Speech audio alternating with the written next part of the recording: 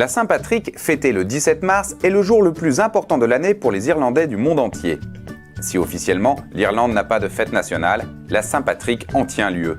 Mais qui était ce fameux Saint-Patrick? Pourquoi sa fête est-elle si importante en Irlande? Saint-Patrick, de son vrai nom Maiwen Suckett, est né vers l'an 385 en Écosse dans une famille chrétienne. Enlevé à l'âge de 16 ans par des pirates, il est emmené en Irlande, terre à l'époque encore païenne, et y reste captif pendant 6 ans, jusqu'à ce que Dieu lui apparaisse en vision et lui ordonne de s'évader pour rejoindre des terres chrétiennes.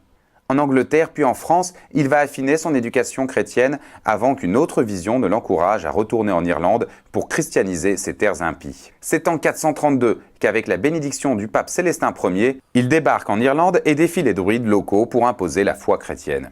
Selon les écrits, saint Patrick aurait expliqué lors d'un sermon le concept de la Trinité, Père, Fils et Saint-Esprit, en se servant d'un trèfle.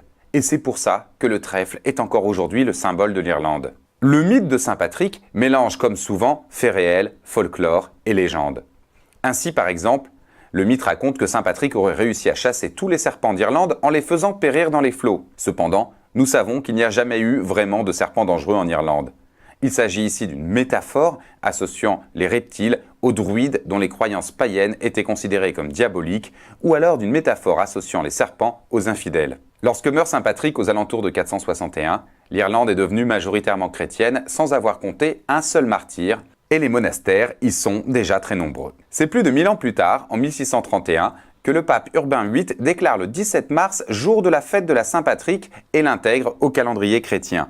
Mais c'est bien plus tard que cette journée deviendra officiellement patriotique et populaire pour les Irlandais, et ce n'est qu'en 1903 que le 17 mars est déclaré jour férié.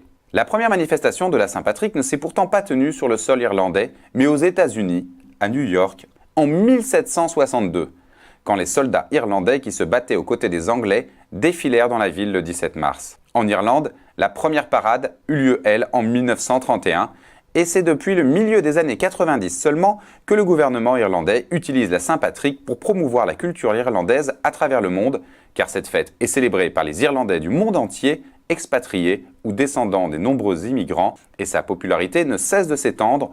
Nombreux sont les Irlandais pour un jour qui profitent du bon esprit de cette fête.